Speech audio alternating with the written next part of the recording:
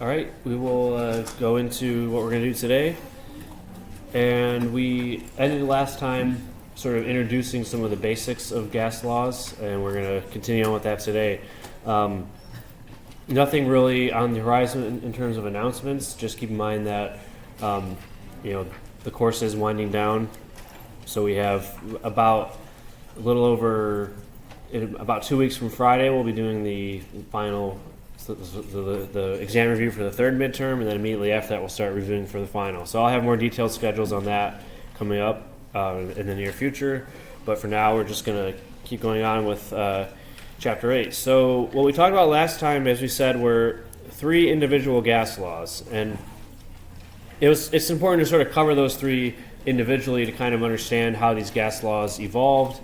The concepts of which ones is which, Boyle's law, Charles' law, Avogadro's law, is something that we expect you to know. But the thing that we're going to do today is figure out how to put all of these together into one all-encompassing gas law. So to remind ourselves what we did last time, that's not what I wanted to do.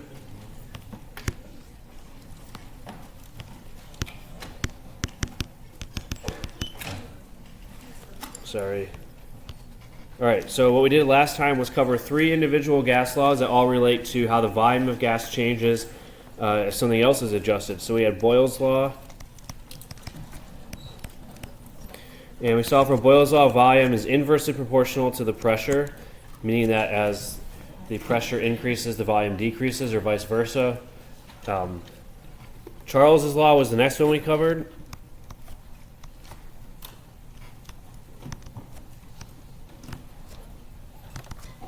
And that is volume is proportional to temperature. So when we increase the temperature, the volume of the gas increases and vice versa. And then finally, Avogadro's law was the last one we covered,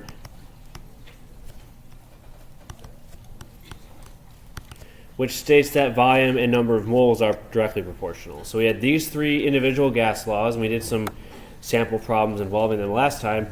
But one thing we're going to do, and that's very important to start thinking about, and that's going to be very useful for us, is we can combine these 3 gas laws. I tried to draw a bracket and did okay. But we can combine these by taking the product. So a math trick that we've seen a couple times now already is that by taking the product, not tracking the product, sorry.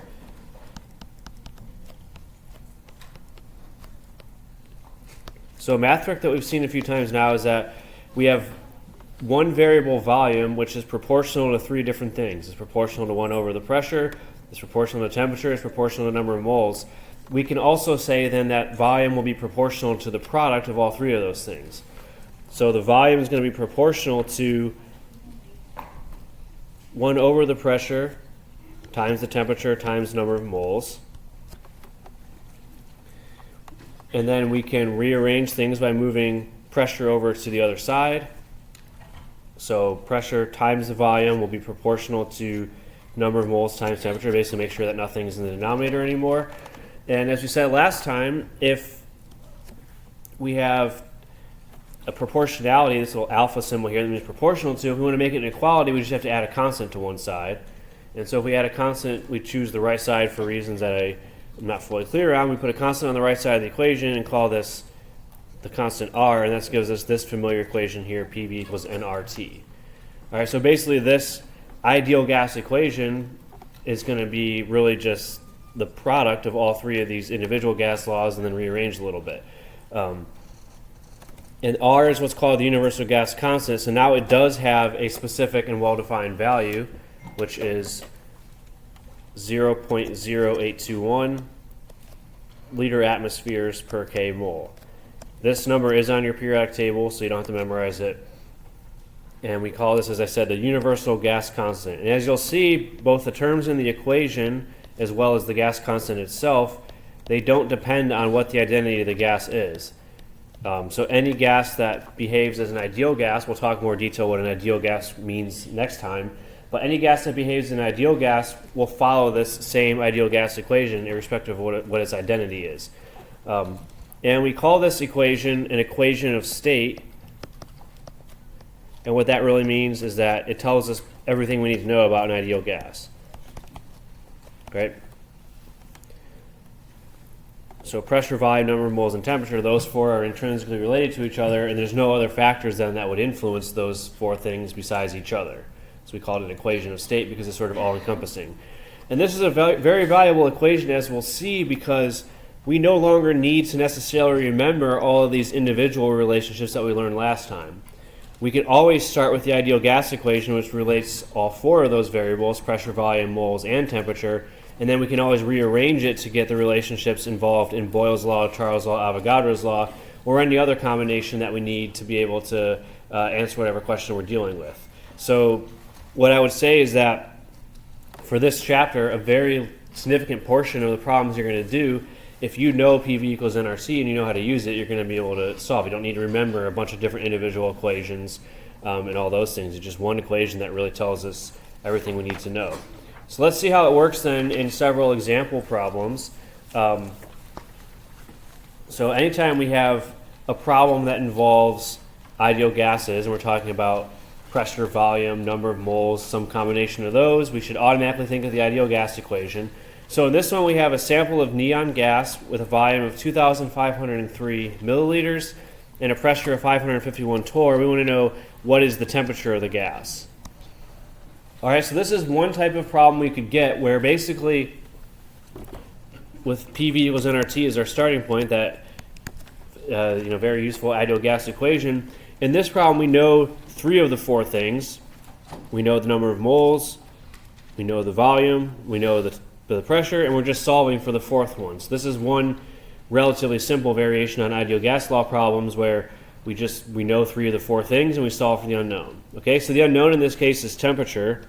So we just rearrange the ideal gas equation and we get that temperature is equal to PV over NR. And we just start plugging in. Now what we have to remember though is always going to be the units. Can't forget about those ever. So R, as we said, is 0.0821, and the units in this are important: liter atmospheres per K mole.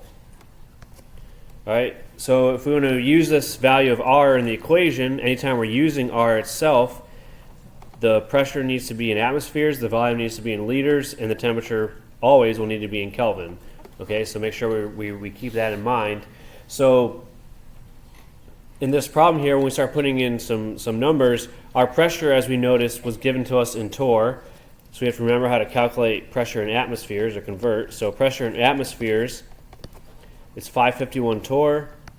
And we said that the conversion for that was 1 atmosphere is 760 torr. All right, so 1 atmosphere over 760 torr gives us a pressure of 0.725 atmospheres.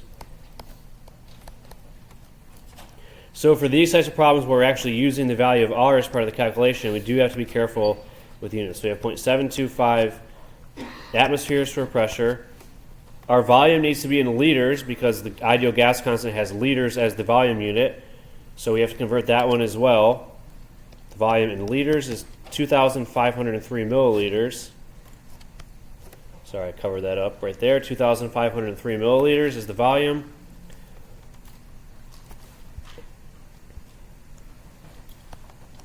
And we just divide that by 1,000 to get liters. So most of these conversions, except for pressure, we've already seen before, but we have to remind ourselves how to do that. So it's going to be 2.503 liters. That's the correct value for the volume. And then we put number of moles in the denominator. Here we're given number of moles directly. There's only one unit for moles. It's just moles, but we have to make sure, of course, it's not in grams or anything else. So we have moles given to us directly, so we don't have to convert that in any way. And then finally, the universal gas constant R, 0.0821 liter atmospheres K mole. So when we calculate this out, remember the temperature in this case will be in Kelvin, which is 221 K. If we ask for it in degrees Celsius, which we didn't specify here, you would subtract 273 for that and get minus 52 degrees Celsius. All right, so depending on what units we specified, you would put it in either of those. So the initial value you get will always be in Kelvin when you're doing gas law problems because we have to have absolute temperature for those.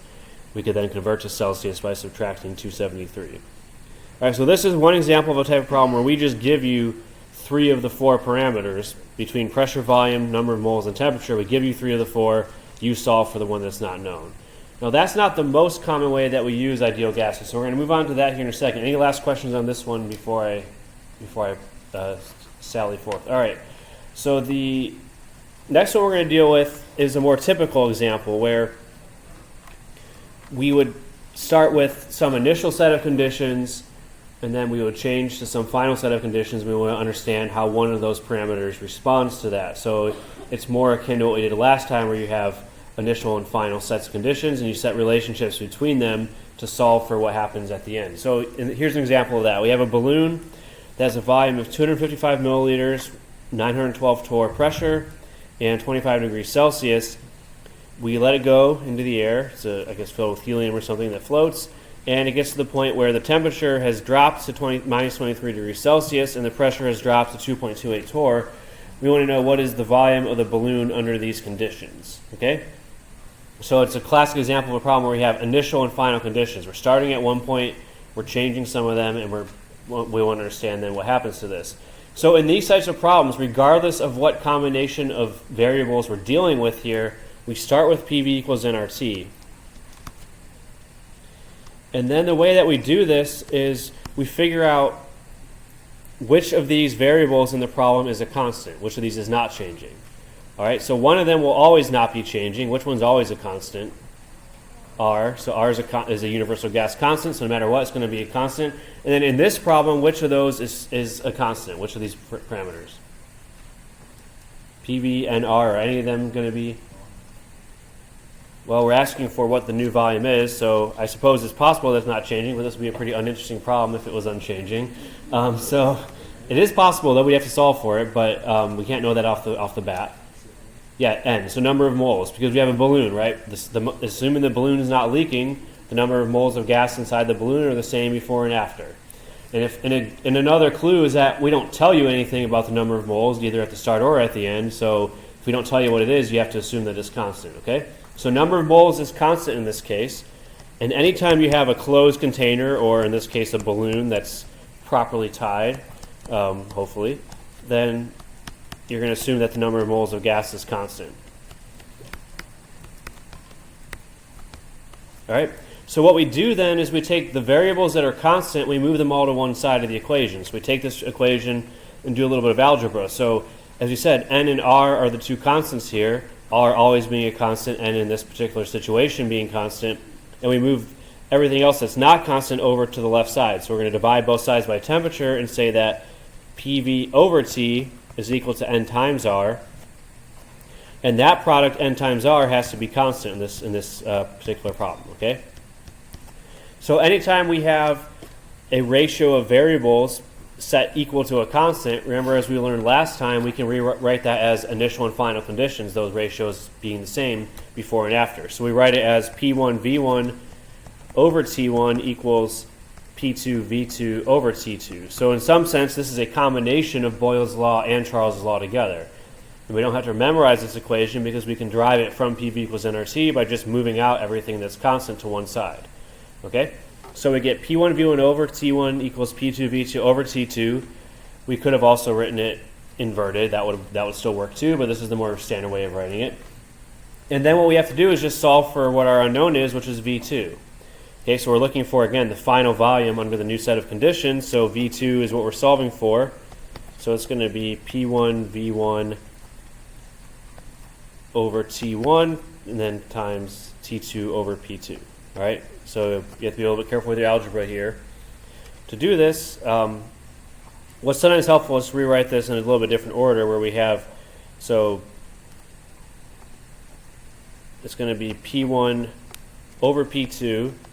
So P2 goes in the denominator.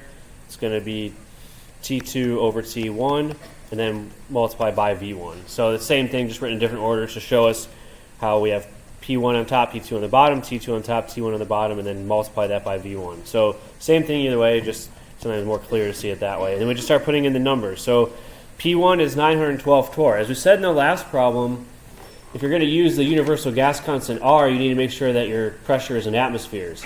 Here we don't have to do that. We could, it wouldn't be wrong to do that, but we notice that both of our pressures are in torr, so as long as we keep the two pressures in the same unit, it doesn't matter what they are, because it's going to be a ratio of two pressures, P1 over P2, so whatever the units are, they're going to divide out. So for P1, we can just keep it as torr, 912. And then for P2, we put the new pressure in, which is 2.28. And as long as they're both in the same unit, torr or torricelli, it doesn't matter that we convert them to anything else. We can leave them as that. Now the one that's non-negotiable is temperature. That always has to be in Kelvin, no matter if it's a ratio or not, because the absolute temperature ratio will be different than what you do if it's in Celsius. Celsius are not absolute temperatures, so the ratios won't be the same. So we need to keep temperature in Kelvin. So our final temperature, T2, is negative 23. So T2 is equal to minus 23 degrees Celsius. We add 273 to that. So it's going to be 250 Kelvin for our T2. And then T1, which is in the denominator here, is 25 Celsius plus 273 is 298. That one we'll see a lot because that's approximately equal to room temperature, so that's a common temperature, 298 K. And then we multiply that by V1 in the numerator, which was 255 milliliters. Again, we don't have to necessarily change the units of that. It's going to come out whatever it is. So torr cancels out, Kelvin cancels out. We get an answer in milliliters. And numerically, it's going to be 85,570 milliliters, which most of the answers are in liters. So we'll convert that to liters by dividing by 1,000 and get 85.6 liters, which corresponds to answer choice A. So this had better be, one very strong balloon to accommodate this volume change, because it's basically going from the size of a can of soda. I'm from Ohio, my bad. It's going from the size of a can of soda to the size of a fish tank and not exploding. So, it has to be really stretchy, durable material for that to happen. But again, numerically, we work it out, and that's when we get 85.6 liters. So when it raises up in the atmosphere, the balloon's going to expand and expand and expand to that volume. Is what we would calculate. All right, so questions on that one. All right, let's just do a few other variations on this. So we have, in this case, a gas cylinder with fixed volume. We fill it with 239 moles of hydrogen with a pressure of 136 atmospheres. We then remove 176 moles. So let's say we're using this cylinder to blow up balloons, hydrogen balloons not being the safest type of balloons, but we could do that. And then we remove 176 moles of that hydrogen, and we want to know what is the new pressure in the cylinder. Okay? So we again start with PV equals nRT anytime we're dealing with ideal gases. And we have to think about what's constant in this case. So the first thing we notice is that it's a gas cylinder with a fixed volume, so it's a rigid steel cylinder, so the volume is not going to change. It's not like a balloon that can expand or contract. It's a rigid container. We say specifically that it's fixed volume. So volume is one of our constant units. R, of course, is always constant. I should have put that first because that's never going to not be constant. And then which other unit in this problem is going to be constant? It's going to be T, correct. We don't say anything about the temperature. I don't know if we specifically said it, but if we don't say anything about it, you assume it's constant. We don't know what it is, so we can't put it in. So we're going to assume that these three are constant. And so again, the trick is to move everything that's not constant to one side. I typically move it to the left side. Everything that is constant, we move to the right. So we just do a little bit of algebra, and what we get is that pressure over number of moles, so those are the two that are changing, is equal to R times T divided by volume, the three things that are constant. Okay? And what we get is a relationship that P1 over N1 equals P2 over N2. Okay, so the two that are changing, the ratio of the initial and final will have to stay equal because they're set equal to a constant. So P1 over N1 equals P2 over N2. That's our new relationship. That's not one of our gas laws that we learn about. There is no name for this gas law, but we can derive it from the ideal gas equation as our starting point. So what we're solving for here is the final pressure P2, which is going to be P1 times N2 over N1, so the ratio of the two moles. And so we just start plugging things in. So our initial pressure is 136 atmospheres. Now we have to be a little bit careful here because N2, the final number of moles, is the amount of moles that's present at the end. So N2 is going to be the initial number of moles that we have, and we're removing, as we said, 176. So N2 is not the amount that we've taken out, it's the amount that's left. So it's N2 minus 176 that we've removed. So our initial N1 is 239. So we're starting with 239. We're removing 176, and that leaves behind 63 moles. Okay? So we have 63 moles as N2. And then 239, as we said, is our starting point, N1. And that, atmospheres does not cancel in this case. So moles cancels out, and we get an answer in atmospheres, which is going to be 36. So the pressure drops from 136 down to 36. Okay? Which I hope makes sense to us, right? We have a gas cylinder. We're removing gas for it. We should expect the pressure to go down. I think that's fairly intuitive, and this is how it works out numerically.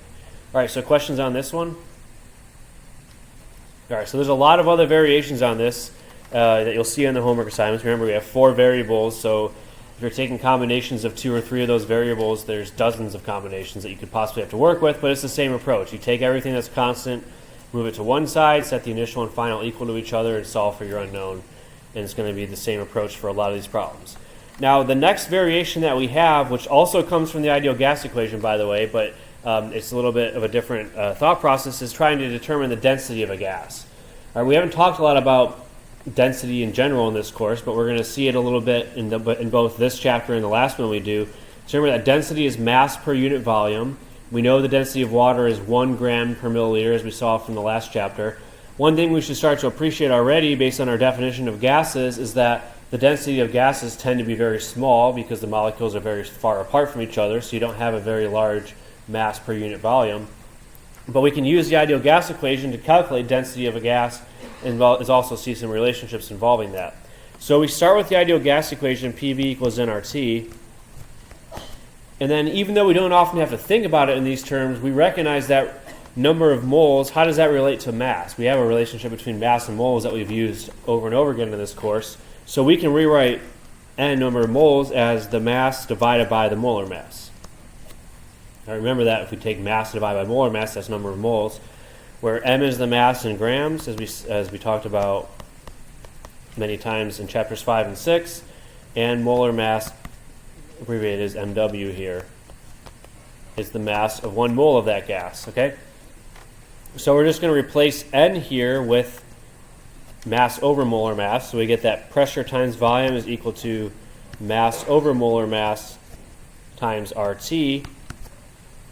And then if we want to solve for density, density is equal to mass over volume. So we're going to move volume over onto the same side as mass, move everything else over to the other side, and mass over volume is equal to then pressure times molar mass over RT. So we're just doing a little bit of algebra here to substitute n with mass over molar mass, and then solve for the ratio of mass divided by volume, which is our density. All right, so we get this equation here, which again, you don't necessarily have to memorize it separately because it comes directly from the ideal gas equation and directly from the definition of molar mass that we learned a few chapters ago. All right, so that's the density equation. So let's do a couple examples, or I guess just one example with this one, of calculating density. So what is the density of ammonia in grams per liter if we have 500 torr and 37 degrees Celsius? All right, so using that same equation that we just derived, density is equal to pressure times molar mass divided by RT. All right, so we just need these things. Now, in this equation, we are now using R, the universal gas constant, so we have to make sure our units are correct.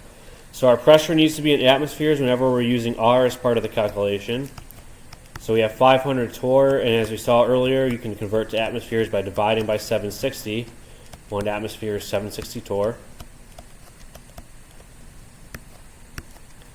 So our pressure is 0.658 atmospheres. So that's going to be the pressure that we put in.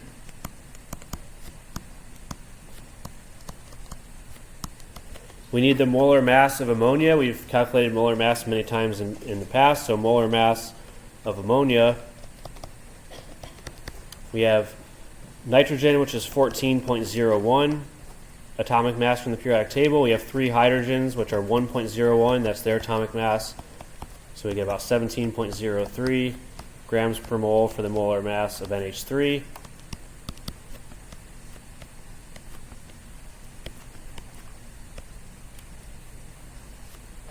And then R is 0.0821 liter atmospheres for K moles. That's invariant.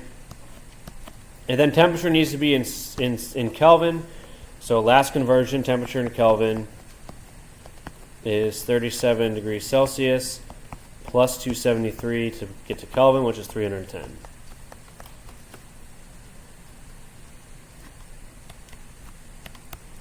All right. So a lot of times in ideal gas problems, you spend more time converting units than you actually do solving the problem. That's just the reality of life. So no way around that. We multiply this out. So we see that atmospheres cancels out, Kelvin cancels out, moles cancel out, and we're left with grams per liter, which is the unit that we want. So if we use this equation exactly as is, with the correct value of R and the correct units on pressure and temperature, we're going to get a density in grams per liter. Okay. So what we work out is 0.440 grams per liter. Now, at first glance, you might think, well, wait a minute, that's not that much lower than water. You said gases are way less dense than liquids. What's going on here? But that's a totally different unit. Remember that water is 1 gram per milliliter. This is 0.44 grams per liter, so it's over 1,000 times less dense than water. So even at a reasonable temperature and a reasonable pressure, the density of a gas is often close to or more than 1,000 times less than the density of a typical liquid at those same conditions. So huge difference here, and this number sort of underscores that, but of course calculating it is going to be the more important part. Now keep in mind in this type of approach then, one variation that you'll likely see on the homework assignments, if you hopefully do all 4 attempts especially, is that we can also have you solve for molar mass. So we've seen a few different problems throughout the course where if we want to identify an unknown substance, often we do that by, at least in part, by determining its molar mass. And so now we have an equation that includes the molar mass of a gas, so if we know the density of the gas at a certain temperature and pressure, we can also then back out the molar mass by solving for that. So a couple of variations that you'll see, but this is how we would use it to actually calculate density, which is what I wanted to show you here. All right, so any questions on the ideal gas equations? So what we're going to move on to next then is we're back to moles. So we're going to talk about a little bit, it's not a huge emphasis in this section, but something that we'll see a little bit on is how to use the ideal gas equation as part of a stoichiometry problem. So we have now new relationships that involve moles of substance. So to kind of review then all the different ways that we have of calculating moles, if we know how many atoms or molecules we have, or entities I guess is a more general way to put it, the number of moles is the number of entities divided by Avogadro's number. So that's sort of the first one we learn, which is really the definition of a mole. So if we divide number of entities by Avogadro's number, that will give us number of moles. So if we know how many molecules or atoms of a gas we have, we could do it this way. The one that we use most often is the relationship involving mass in moles, where number of moles is the mass in grams divided by the molar mass. We use that one in just a problem recently before this, in deriving the density equation. In chapter 6, we saw that moles is equal to molarity times volume. Again, capital M is molarity, so if we know molarity and volume of a solution, we can get number of moles that way. And then finally, we have in the gas phase, if we're doing a reaction that involves an ideal gas, using PV equals nRT, we can solve for N and say that pressure times volume is equal to RT. But divided by RT is the number of moles. So number of moles is pressure times volume divided by RT. And so if we know the pressure, volume, and temperature of a gas, we can calculate the number of moles, and that could potentially be useful in certain types of stoichiometry.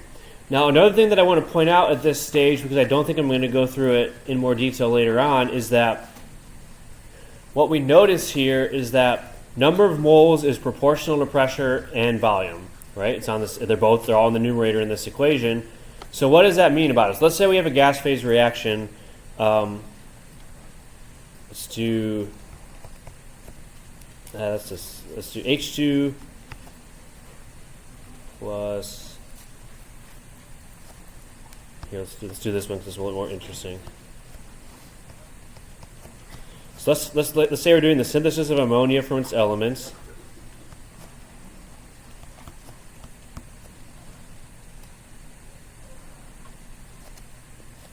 Why can't I do math today? Well, maybe not just today. All right, so that's, I think, balanced. Good. Okay, so let's say we have this gas phase equation. So I want to talk this through a little bit, and this could be a helpful relationship for some of the problems you do on the homework assignment. So the way that we learned how to interpret these chemical equations when we introduced them, back in chapter 5, we had sort of two interpretations. We could say, with these coefficients, we could say that 3 molecules of H2 reacts with 1 molecule of N2 to make 2 molecules of ammonia, NH3. So that's one way to interpret it sort of at the molecular level. The way that we most often thought about it in chapters 5 and 6 was that 3 moles of H2 reacts with 1 mole of N2 to make 2 moles of NH3. So those mole ratios that we use all the time in stoichiometry is kind of our typical approach for that. But now that we have the ideal gas equation, we notice that number of moles is proportional to pressure and volume. Okay, they're all in the denominator here. And so what that means is if we're doing a gas phase reaction, we can also interpret the coefficients as volumes or pressures. So we could say that 3 volumes of H2 in whatever unit we want, so let's say liters, 3 liters of H2 plus 1 liter of N2 will give us 2 liters of NH3 because number of moles and volume are proportional to each other. So the mole ratios and the volume ratios will have to be the same. So we can interpret these also as volumes of gas. Again, it's only true if the reactions and products are all gases. It doesn't work for any other states of matter like solid or liquid. But because for ideal gases, number of moles and volume are proportional, we can use that. Same with pressure. Number of moles and pressure are proportional, so we could say that 3 atmospheres of hydrogen plus 1 atmosphere of nitrogen gives us 2 atmospheres of ammonia as long as the other variables, volume and temperature, remain constant. Okay? So we have these new relationships now that could sometimes be helpful for us in stoichiometry involving gases where we don't necessarily have to convert to moles all the time. Now, it's never wrong to convert to moles, but you can sometimes save yourself a little bit of time by just using these coefficients directly as ratios of either volumes or pressures that react. So I don't think we'll see it exactly like that today, but we can use those relationships in some of the problems that will come up in the future for us. All right, let's go through a few that involve stoichiometry. All right, so we have N2 and F2 are combined in a 1 to 3 mole ratio at a total pressure of 1.25 atmospheres. So that's the total pressure of the gas mixture. And this forms NF3, so this is a sort of a similar chemical equation. If the reaction is carried out at a constant temperature and volume, what is the final pressure at the end of the reaction? All right, so this one ends up being sort of a very similar idea to what I talked about before. So we have PB equals nRT is sort of our starting point. We have this relationship involving moles that we saw. But if we look at this problem, all of the reactants and products are gases, and they're combined in a 1 to 3 mole ratio. And so what that means is that if they're combined in a 1 to 3 mole ratio, we would expect that all of the reactants and products will react completely because the coefficient for N2 is 1, the coefficient for F2 is 3. So we're going to have no excess reagent present. And so one way to approach this problem is to realize that we could just, if we have a 1 to 3 mole ratio, that's also the volume ratio.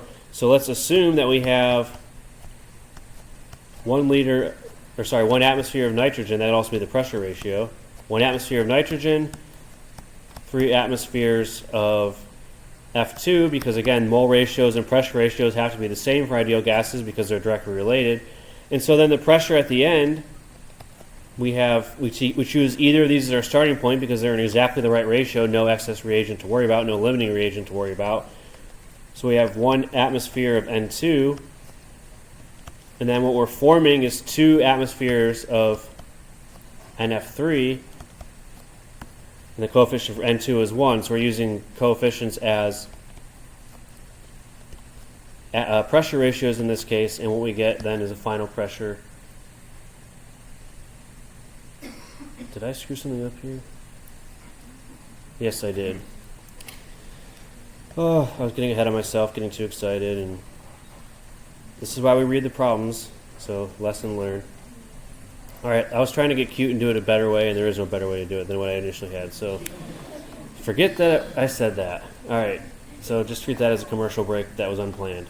Okay, so what we're going to do in this case is we don't know I suppose what we could do is this will make more sense later on. We know the total pressure, we know the mole ratio, so we could back out the individual pressures of the two. That's something we haven't quite covered yet, so I don't want to jump to that point just now. Let's just do it a different way. So what we have is PV equals nRT. Everything involved in this chemical equation is an ideal gas. So we can just, again, rearrange PV equals nRT and say what is going to be constant. So in this pressure, we're telling you that the temperature and volume are constant. So temperature and volume are constant. We move everything over. So we're going to do pressure over N is equal to RT over V, which is constant.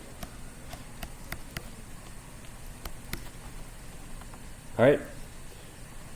So what we're going to then do is again set up these initial and final conditions where at the start of the reaction, the pressure at the start, which is the reactants, divided by the number of moles of reactants that we have, is going to be equal to the pressure of the product that forms divided by the number of moles of that product. So N2 is going to be our moles of product that form, and N1 is the moles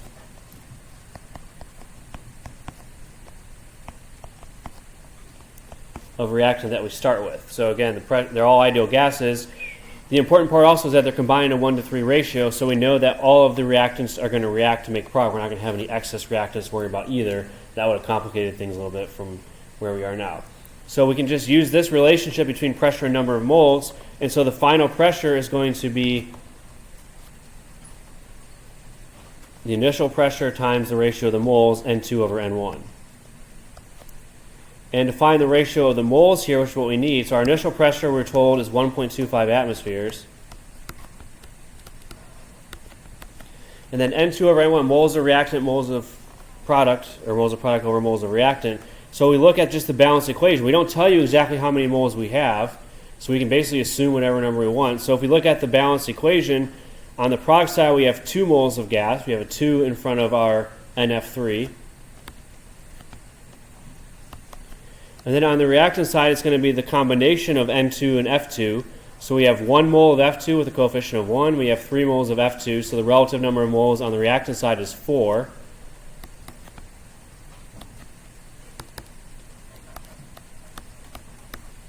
So what we end up with is 0.625 atmospheres, which should hopefully make sense because, again, if we look at the balanced equation, we have more moles of gas on the reactant side than we do on the product side. So if we have more moles on the reactant, as we convert to product, we have less moles, we should have lower pressure, and that's what we get here. All right, so that one was maybe a little bit of a strange one, but one example of how we can relate gas laws and stoichiometry, although this time we didn't actually have to do any stoichiometry, so it really was just using the ideal gas equation again, but thinking about what happens during a chemical equation when all the reactions and products are gases. This next one is more involved, so I want to make sure we spend time going through this one. So the way that you do gas phase reactions, if you want to sort of understand how this is done in a lab, is you put one gas in one container, one gas in another, and they're separated by a valve, which is labeled as C here.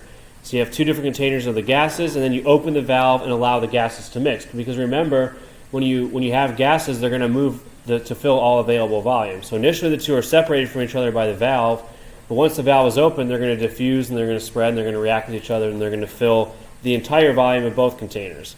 So this is the reaction we're studying, a very dangerous one because phosphine pH3 is exceedingly toxic, but we have pH3 plus oxygen to make P2O5 in water. Okay. So this is the apparatus we're using. We have bulb A over here is 12.5 liters, and we have a pressure of 2 atmospheres. So we're going to write out what we have to start with for the individual reactants. And then bulb B is 10.0 liters and 3 atmospheres. So the volume is 10.0 liters. The pressure is 3 atmospheres for the O2. So those are the volumes and pressures we're starting with. All right, and then we want to know they're initially closed off by, I'll call it a valve, because if I say what this is actually called, you guys will giggle. So it's they're closed off by a valve, which is labeled as C. All right, so how many moles of each gas are present at the start of the reaction? So in this problem, we can't really use shortcuts involving mole ratios being the same as volume ratios and product ratios because the volume is changing during the reaction. We're starting out with 2 different volumes, but then when we mix them together, they're going to occupy the whole volume. So the way to approach this problem, because we're mixing two volumes of gases, we have to just calculate the moles of each and do stoichiometry more of the normal way, where we use moles instead of volumes or pressures. So the first step in this problem, we're going to walk you through it step by step, is just to calculate the moles of gas. Because we have the volume and the pressure of each, we have the temperature is carried out at 400 Kelvin, so we know the temperature of both gases when they start. So if we know all three of those, we can figure out the moles of each gas. So rearranging the ideal gas equation, number of moles is pressure times volume over RT. Now we just have to put these in for each gas. So for the first reactant, which is pH3, the number of moles is going to be its pressure, which is, as we said, 2 atmospheres. So we should start to think about this as we haven't really revealed what the question is actually asking us yet, but if we have amounts of both reactants, we need to figure out which one the limiting reactant is, and the first step to do that is to find moles. So we're going to do that here. We're going to find moles of each gas. So that's pressure, that's the volume of the first gas, is 12.5. R is universal gas constant, which is always 0.0821.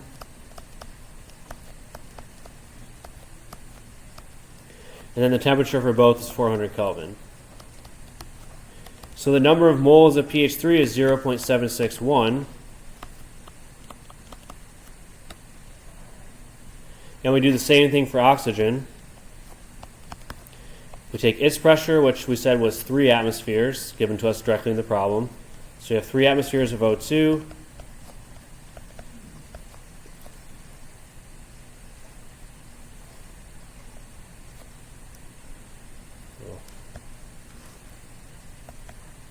Three atmospheres of O2, a volume of 10 liters for the second container that has the O2 in it. And then we're going to divide that by RT, same RT. So 0.0821. Same temperature of 400.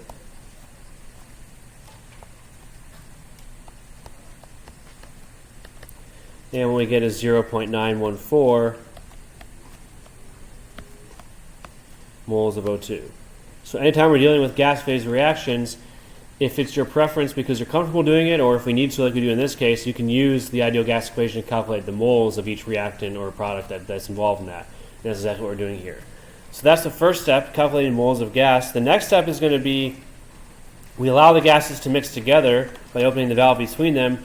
Which gas is the limiting reactant? So we're sort of building it up here to, again, if we know the moles of each gas, we can figure out limiting reactants. So as we just found, the moles of phosphine, pH3, is 0.761. The moles of oxygen is 0.914. So the difference here is, unlike other stoichiometry problems, we didn't use mass or molarity to find moles. We use the ideal gas equation now for ideal gases. So once we have moles, we treat them exactly the same way. We know the moles of each reactant, so we want to find which one's the limiting reactant. And how do we do that again? We divide by the coefficient. So the stoichiometric ratio for pH3 is the number of moles that we have, and then its coefficient is 2 in the balance equation, which was already given to us, balanced. We don't have to worry about that. So the stoichiometric ratio for pH3 is 0.38. We just lop off 1 decimal. And then for O2, the number of moles is 0.914. And the stoichiometric ratio is, we divide by the coefficient of 4. Okay? And that gives us 0.23. And remember then that the smaller of these two numbers is the one that's going to be the limiting reactant. There's back. Okay, good. So this number is smaller, so that means O2 is our limiting reactant. So in gas stoichiometry problems, you just, once you have a number of moles using that ideal gas equation, we just treat it the same as we ever would in a stoichiometry problem, so it's all review from now on. So that's our limiting reactant. This, as it turns out, is a pretty foolish way to carry out this reaction, because the gas that is insanely toxic is our excess reactants. There's going to still be there at the end of the reaction. That's pretty dumb. But anyway, I imagine that I'm the one doing this, so that was my fault. But anyway, that's what you calculate. O2 is limiting reactant. And now we want to know how many grams of our product, P2O5, are formed. So once we know moles of limiting reactant, which one the limiting reactant is, we calculate the mass of product exactly like as we would before. So we're looking for the mass of P2O5 that forms. We have 0.914 moles of O2, which we said is our limiting reactant. And then we just use mole ratios to find out the moles of product that form. And then we, oh, come on, what is going on with this? This program is lagging and it's starting to irritate me. All right, so looking for our mass of P2O5, now it's just a stoichiometry problem. We start with moles of limiting reagent. And then we're going to use mole ratios. So we want moles of P2O5, and we want moles of O2 to cancel. So we look at coefficients. We have a coefficient of 1 in front of P2O5, coefficient of 4 in front of O2. So 1 to 4 mole ratio, and then we want grams of P2O5, so we use its molar mass, grams per mole, to convert into grams. So 141.94 grams of P2O5 in 1 mole of P2O5. All right, so moles of O2 cancel, moles of P2O5. We have grams of P2O5, and what we get is 32.4.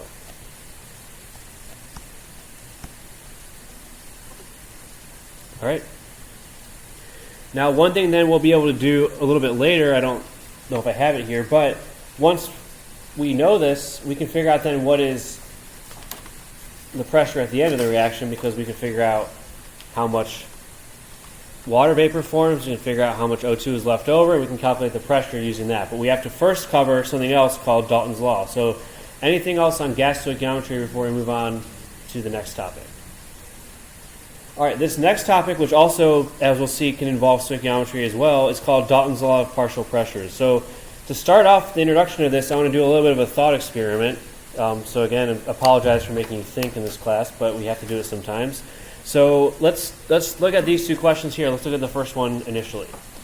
So we have a flask filled with 1 atmosphere of nitrogen. We add an additional 1 atmosphere of nitrogen. What do we think the total pressure is after the addition of the second one? Shout out a letter.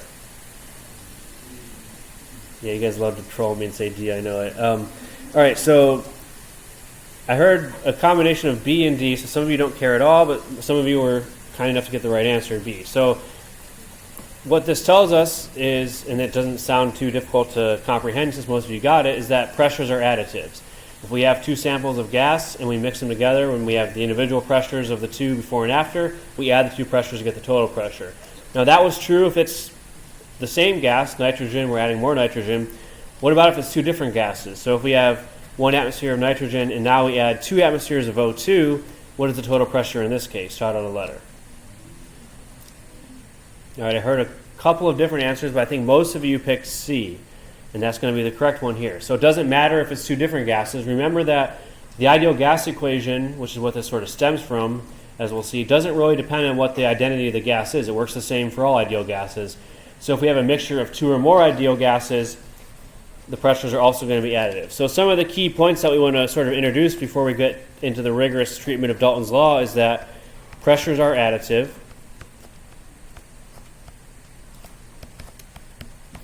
And we saw that in both of these. And the reason for this is that gases mix homogeneously. So when you mix 2 gases together, they disperse evenly throughout the container. Remember that they're both gases. They behave independently of each other. And essentially what it turns out is that each of these gases in a mixture behaves as if it were the only gas present. So there's no interactions between the gas molecules. So even though in the second example we had a mixture of nitrogen and oxygen, they behave as if they're just 2 separate samples of nitrogen and oxygen. They don't really influence each other at all. Okay, so each gas in a mixture behaves as if it were the only gas present.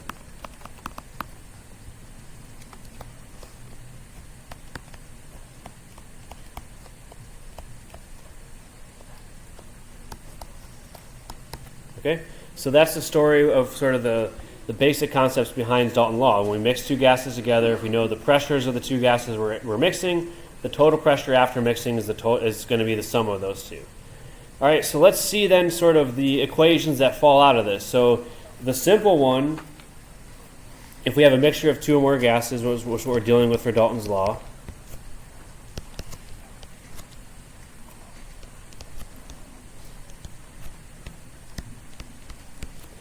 the simple one falls from exactly what we discussed on the previous slide, which is that the total pressure in a mixture is just the sum of all the individual pressures of the gases that are mixed together. So pressure A, pressure B, pressure C, however many we have, 2 or more, we just add them together. And these individual pressures, PA, PB, and PC, and so on, these are called partial pressures. So when we have a mixture of gases, the individual pressures of the components are called partial pressures, and the total pressure is just the additive sum of those partial pressures. Okay? Partial pressures, not partial. Right, good. Partial pressures for the gases. So again, it's dealing with 2 or more different gases mixed together. The individual pressures of each is called its partial pressure. All right? So we can also rearrange this equation in terms of moles, because as we've seen, the ideal gas equation relates pressure in moles. So pressure is equal to nRT over V. And so if we have a mixture of gases with different numbers of moles of each gas as well, we can rewrite this as the total pressure being the moles of A times RT over V, the moles of B times RT over V, plus the moles of C times RT over V.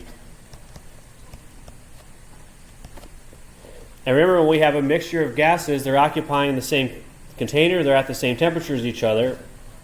So RT over V is the same for all 3 gases, or however many we have. They only have one temperature, and they're all in the same container, so they all occupy the same volume.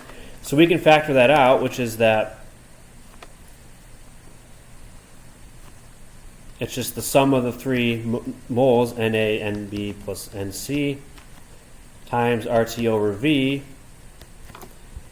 Or more simply, we can write that as the total number of moles and total times RT over V. All right? So if we have a mixture of gases, it doesn't matter how much of each gas we have. It doesn't matter what gases they are. If we know the total number of moles that are present, we can calculate the total pressure of the mixture.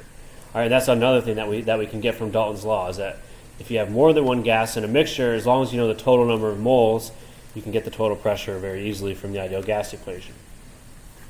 And then finally, the last form of Dalton's law is in terms of what's called mole fraction. So let's say we know the total pressure of the gas, and we want to figure out then what's the partial pressure of one of the components. We want to sort of work backwards from what we've been doing now. We know the total pressure, we want to find out the partial pressure. The partial pressure of any gas in a mixture, I'll call it A, is equal to what's called its mole fraction, abbreviated chi, times the total pressure.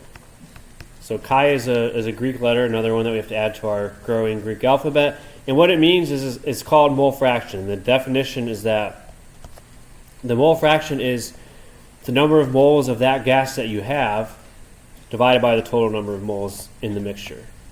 Okay? This is called mole fraction. You will see other instances of mole fraction in Chem 2 involving solutions, involving liquids, so it has more general applicability than just this. But for this course, we're going to see it in the context of Dalton's law, in that we can use the mole fraction and the total pressure to calculate the partial pressure. Sort of as a little bit of a simple proof of this is that, as we said, the total pressure is going to be the sum of all the partial pressures. So this isn't a new equation. So really the important equation is this one. We're just going to demonstrate why this is true if it's not already obvious. So that, as we introduced at the very beginning, the total pressure is the sum of the partial pressures. And we've now said that each partial pressure is mole fraction times the total. So that's going to be the mole fraction of A times the total pressure, plus the mole fraction of B times the total pressure, plus the mole fraction of C times the total pressure, and so on, which is just the sum of the mole fractions, chi A, chi B, chi C, times total pressure. And what's the sum of all the mole fractions?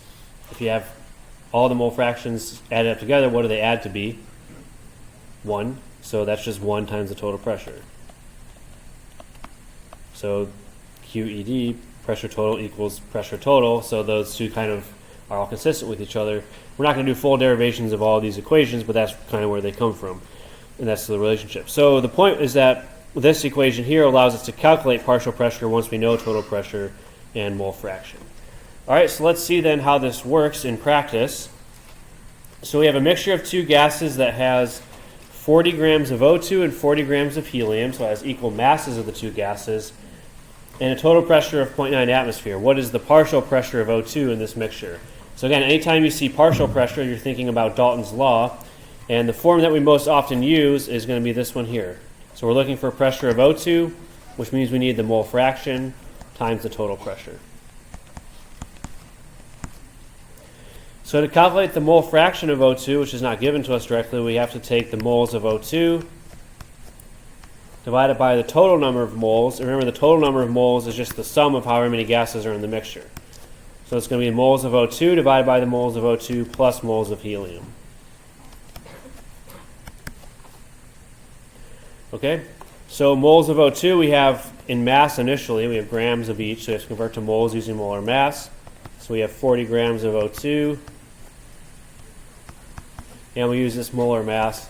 So even though we don't use molar masses as much for gases, they're still relevant. They still have the same relationship. So we use molar mass to find that we have 1.25 moles of O2. And we do the same thing for helium to find the number of moles of helium that we have. It's also 40 grams, but the atomic mass of helium from the periodic table is 4.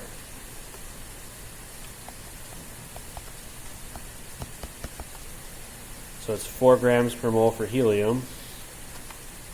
So we have 10 moles of helium.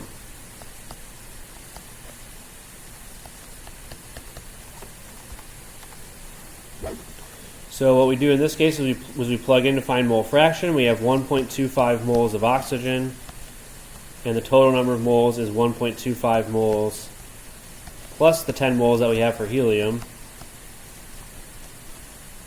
And that mole fraction works out to 0.111. So that means 11.1% of the moles are oxygen, and the other 89% are helium. What we need to do here is take that number, which is a mole fraction, a unitless quantity, 0.111, multiply it by the total pressure, which is 0.9 atmospheres, and what we end up with is 0.0999 atmospheres. All right. So we have 0.0999 atmospheres is the answer. So even though they have equal masses, so this reveals sort of an interesting behavior about gases. We have equal masses of oxygen and helium, but the partial pressure of oxygen is way smaller than the partial pressure of helium. The partial pressure of helium would be all the rest of this. So it would be the 0.9 minus that number would be the partial pressure of helium, which is much larger. So the mass of the gas doesn't determine the pressure, it's the number of moles, and that's why we have to use mole fractions as we did here. All right, questions on that one? All right, the last application of Dalton's law that we'll see is another type of gas stoichiometry. So this, again, gives us a little bit of background. I don't know if you guys actually do this type of experiment in the lab, but in principle you could. And so here's sort of how the setup works, that we have to sort of at least understand a little bit about the apparatus so when we read the problems it makes sense. So I'm going to label some things here. We have basically three parts to this apparatus that I'm going to sort of describe briefly. So one is we're doing a reaction that produces a gas. So this type of apparatus is typically used when the reactants are all solids or liquids or dissolved compounds in solution. So basically you have no gases as reactants, but you're generating a gas as a product. So this example, if you can read it, is a mixture of two gases. When you heat them up, you liberate, I think it's chlorine gas or something like that in this case. So you're mixing up two things, and if you heat them up, they liberate a gas, or if you're doing a reaction in solution, it generates a gas. So that's where your reaction is happening on one side of the apparatus. So the gas that is generated, as you know, is going to move through the apparatus because gases spread out to fill up all available space. So what 2 is here is just a gas. It's just a tube that transports the gas to the other side.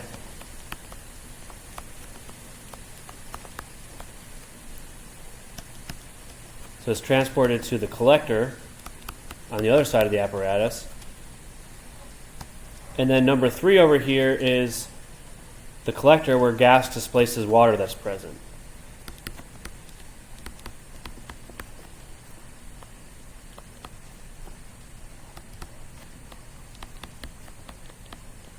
So basically, as the gas is bubbled into this collector, it displaces some of the water that's in there and moves into this headspace here at the top, which is where the gases will be collected.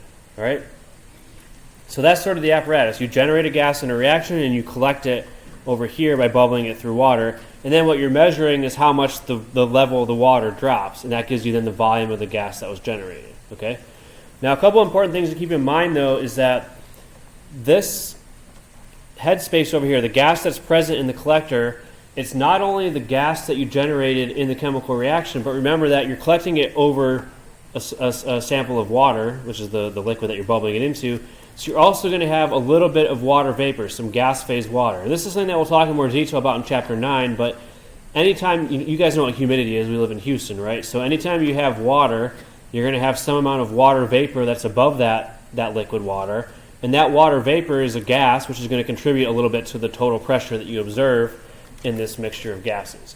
So what we have to keep in mind then is that in the collector, you're going to have both the gas you're collecting and water vapor. And so to be able to figure out how much gas you have to account for what's called the vapor pressure of water. All right, as I said, we'll get a more rigorous treatment of vapor pressure in the next chapter. And I've said many times that a lot of these topics are all linked to each other in these 3 chapters, so it'll all make more sense. But for now, what we need to know is that you have some water molecules that escape the surface of the liquid, and they're going to generate a small pressure above the liquid.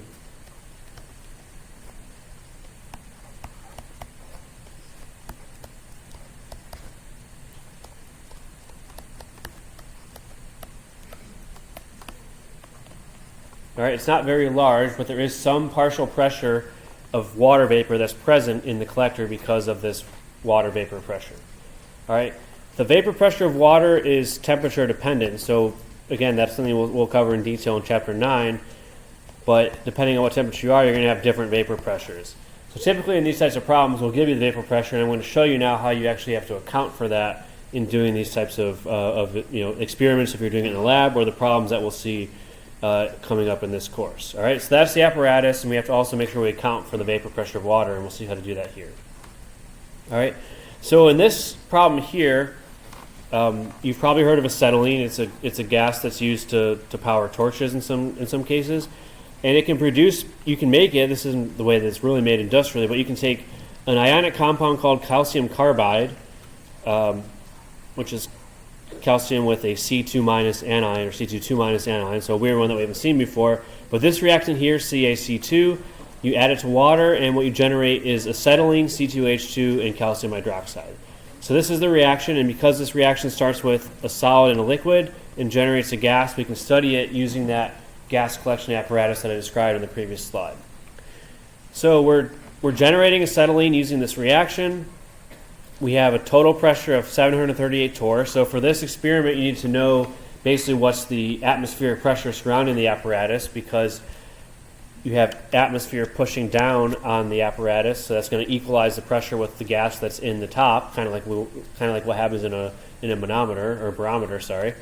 So you have gas pressure pushing down. You need to know what that pressure is, which in this case is 738 torr. And we know the volume of the gas that we collected by measuring how much the water level changes is 523 milliliters. The vapor pressure of water is 21 torr. How many grams of acetylene are produced? So the first thing we need to do is we're looking for how much acetylene is produced. That's our gas that we're producing. So we have to recognize that the total pressure that we measure is a sum of the pressure for the acetylene itself, the partial pressure for acetylene, plus the water vapor pressure.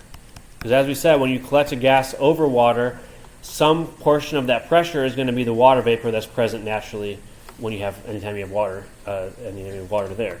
So that's the situation we have here. So if we want the partial pressure of acetylene, C2H2, we just have to subtract the two. It's the total pressure minus the vapor pressure of water. And so we're told here that the total pressure is 738 torr, and the vapor pressure of water is 21 torr. So out of this 738 torr that we're measuring in the sample that we've collected, 717 of that is the acetylene, the other 21 is the water vapor. So when you're doing problems like this, it's, as you can see, it's not a huge correction, right? We're going from 738 to 717. So if you forget this step, if you forget to subtract out the water vapor pressure, if you just use 738 torr as your pressure for the acetylene that you're producing, you're going to get an answer that's close but not quite right. So if you see multiple choice questions like this, you'll often have two answers that are pretty similar to each other. One would be the answer you get if you don't account for the vapor pressure. One is the correct answer where you have to subtract out the vapor pressure of the water to actually get how much of the gas you've generated in this experiment.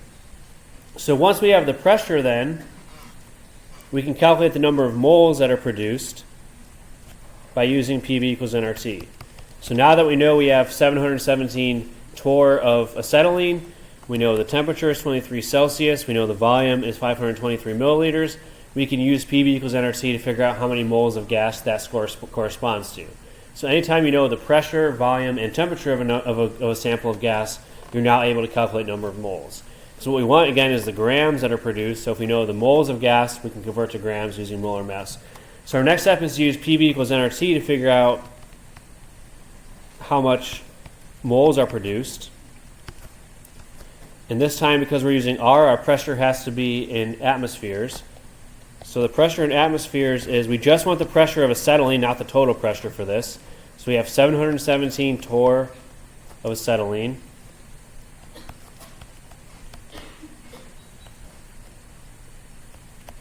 We divide by 760 to get atmospheres, and that comes out to 0.943 atmospheres. All right, so that's the partial pressure of acetylene, 0.943. We collected a volume of 523 milliliters. That needs to be in liters for the ideal gas equation. So we have 0.523 liters of acetylene. Remember that the acetylene is going to occupy the whole volume, so we don't have to adjust the volume at all. We just adjust the pressure to account for vapor pressure of water. R is universal gas constant.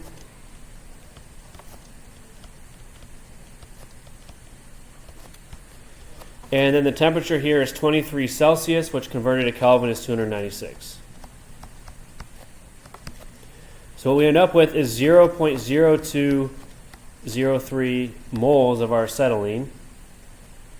So that's step one, is get moles. And then finally, when we want to calculate the grams of acetylene,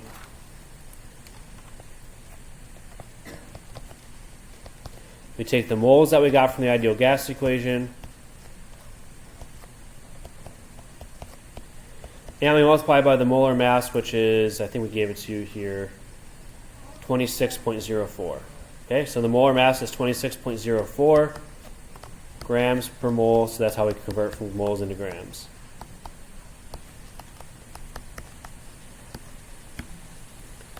All right, so this is very similar to some of the problems I showed you earlier where we're using PV equals nRT to find moles and then converting into grams. But the difference here is that we have to remember to subtract out the vapor pressure of water, which is a step that is most often forgotten.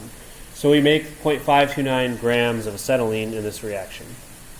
All right, so any questions on those steps? All right, the next thing that I ask you to do, which I think is the last thing we're going to do today, is if we assume 100% yield, how many grams of calcium carbide were required to produce this? So this is just a stoichiometry review. We don't even have to really think about ideal gases at all for this. So we're looking for the mass of calcium carbide that would be used to produce that much C2H2. We could start with either the mass or the moles, but we found out that we have 0.0203 moles of acetylene produced. That's what we did in the first step. These react in a 1-to-1 ratio, so it's going to be 1 mole of calcium carbide required for every 1 mole of C2H2 that forms. So coefficients of 1 for both of those. And then the molar mass of calcium carbide is 64.1, so that means that's going to be 64.1 grams per mole. So this is hopefully emphasizing the point I've made many times, which is that we can't, unfortunately, or fortunately, we can't completely forget stoichiometry. So we do that here, and we get 1.30 grams of calcium carbide. So if we added 1.30 grams of calcium carbide to water, and we collected the gas on the other side, that's what we would end up getting, is that much acetylene being produced. All right, any last questions on today's material? All right, so I think we're going to probably finish chapter 8 next time. It goes into a little bit more of some conceptual details about gases that we haven't really covered yet. few more, maybe just one more equation to worry about, and then from there we'll be on to the last chapter, chapter 9, probably starting next week. All right.